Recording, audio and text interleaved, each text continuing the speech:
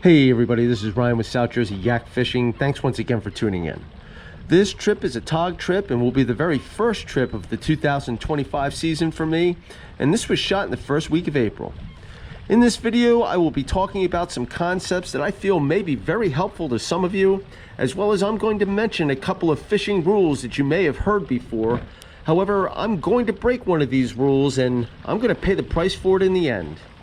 Also, I'm going to talk about springtime water temperatures and how it affects not only the size, but also the activity level of these togs. I'm also going to mention one of the reasons why I tend to release a lot of my 15 or just over 15 inchers. It's something that you should know, and it may come as somewhat of a surprise to you. Oh, and did I also mention that we're going to catch some fish along the way? All this and more on this next episode of South Jersey Yak Fishing. Okay, so remember this piling?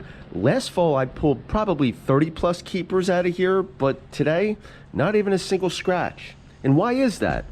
Well, you may have heard me say it before in previous videos, but fish don't really have a home address. They're going to be wherever they're comfortable or where their food is. And that means they may be here today and gone tomorrow. So this is the reason why people shouldn't rely on fishing spots as much as they should develop a sense of where the fish would be on any given day, depending upon temperatures, conditions, time of the year, and other concerning factors. This is known as the 90-10 rule, and we're going to talk about this a little bit more in just a couple of minutes. Okay, so you may have noticed that the title indicates that I'm fishing in tight spaces. Well, this is one of them, and hence where the title came from. You can't see this right now, but I have my rod tip shoved inside a tiny steel support girder, and that's located underneath this platform that you see my hand resting on. This is one of the reasons I love kayak fishing, because you can't fish these tight areas out of a fiberglass boat. However, fishing in a tight space like this presents different challenges, such as, how the heck am I going to set this hook with this platform in the way? Well, after thinking it over just a bit, I'm going to pull this rod tip out slowly and then set the hook. I actually was just a little worried that the fish might spit the jig before I accomplished the task, but this is actually going to work out quite nicely. First one of the day. Feels like a short. There he is. Alright. Well, short or not, it's a start. Probably about 12 incher, maybe 11.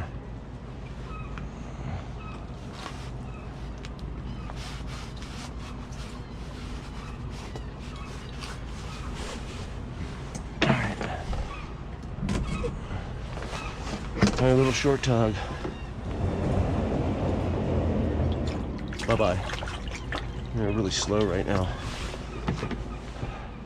Alright, so that first fish actually was hitting just a little bit off the bottom, but they are not very aggressive right now, and they were all small. So we're just gonna have to wait this out and see if any big ones show up. I don't know if they're going to. It is what it is, though. Alright, so the bite is slow and there's a lot of short fish around. And I'm not at all surprised about this the first week of April, as the water temps are still a little cold. The smaller tog have a better tolerance for slightly colder temperatures, and they tend to move into our back bays a little sooner than the bigger ones. As we move towards the 3rd and 4th weeks of April, I suspect the bite is really going to heat up as the waters slowly get warmer. But for right now, we're just going to knock off any off-season rust and just sharpen our skills on some of these smaller fish. Okay, so we have arrived in between these two large pilings, and we're going to find a few fish stacked up right here. But why here? Well, let's get back to that 90-10 rule. The 90-10 rule states that 90% of the fish are going to be hanging out in 10% of any given area that you have chosen to fish on that particular day. Knowing where that 10% might be means the difference between having a nice day wandering around on the water as opposed to having a great day of fishing. And I will be talking more about this 90-10 rule in my future videos this season, as I will be trying to hunt down some different species, and I'm going to be using this rule to find them. Alright, he's small. But for right now, the tog are probably hanging out here because of water temps. It's springtime and the water's still cold, so they are looking for those pockets of slower moving, warmer water, which apparently is right here. But because I have no idea what the bottom temperatures are, I've been bouncing around a bit to find these little pockets of warmer water, and we're going to catch a few fish here, and then I'm going to talk about another rule that I'm going to break, and it's going to cost me.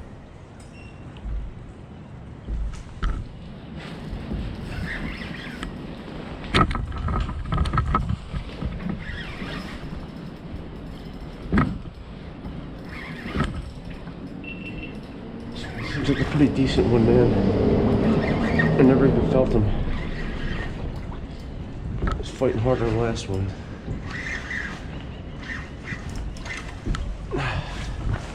That's a decent looking fish. Will he keep? It's definitely heavier.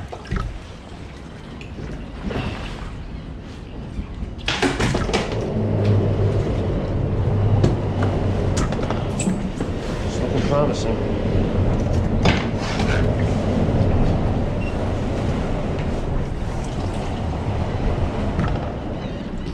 Oh. I mean, I could squeeze him to 15, but I'm not doing that. It's nice to see a keeper size though. All right, just barely 15 going back. Fat fish. Bye-bye. Watching this next clip, how slowly I lift my rod tip just to make sure the fish has the whole thing before I follow through with the hook set.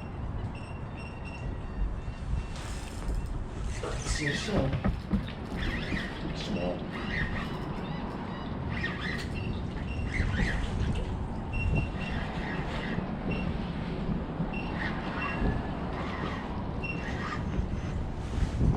Okay, so you might have heard me say that I'm not squeezing this fish to 15 inches so that I could keep it, and you may notice from my earlier videos that I do throw back a lot of barely 15s. So it's probably important for you guys to know that fish do shrink a little bit when they die. In fact, I've seen them shrink as much as up to 1/2 inch. And not that it's ever happened to me, but I think it would make for a pretty uncomfortable conversation with Fish and Game if they happen to be waiting for me at my launch location. So you will see me throw back a lot of those barely 15s for that reason. There's also not as much meat on them. All right, 14-inch tag going back. Bye-bye.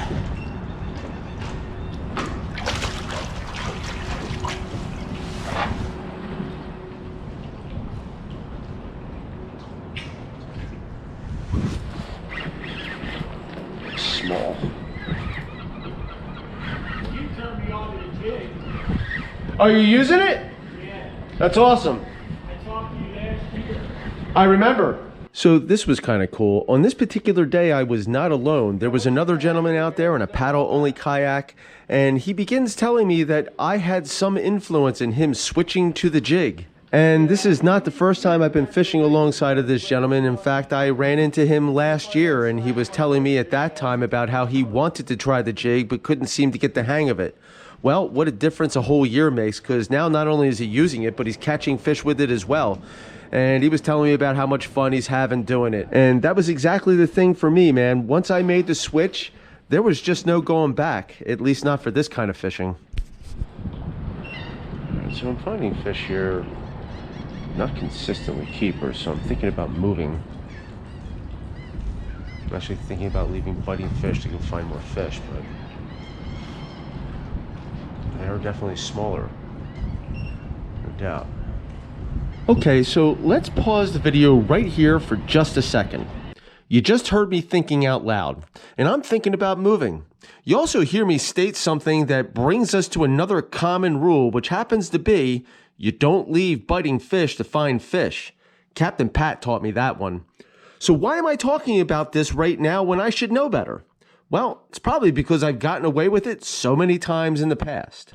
But what I'm thinking I'm finding out now is that this rule can be bent and broken when you have an aggressive bite or more ideal fishing conditions.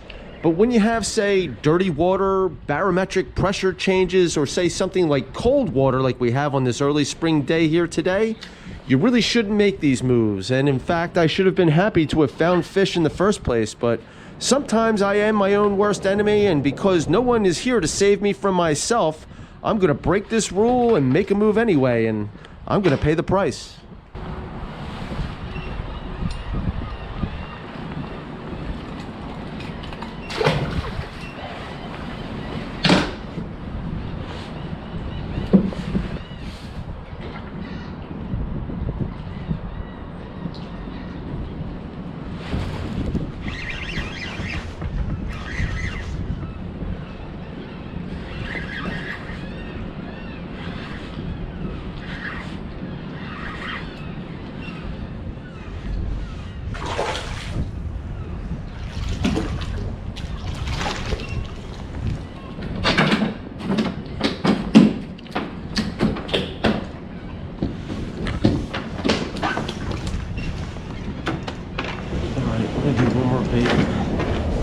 piling, and then we're gonna move.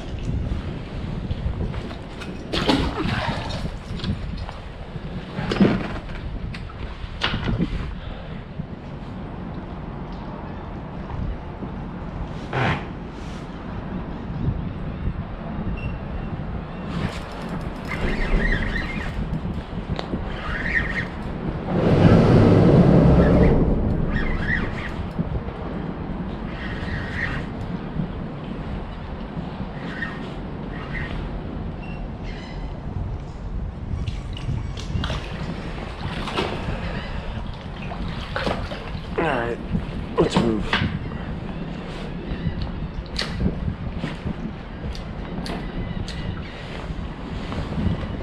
Bye-bye.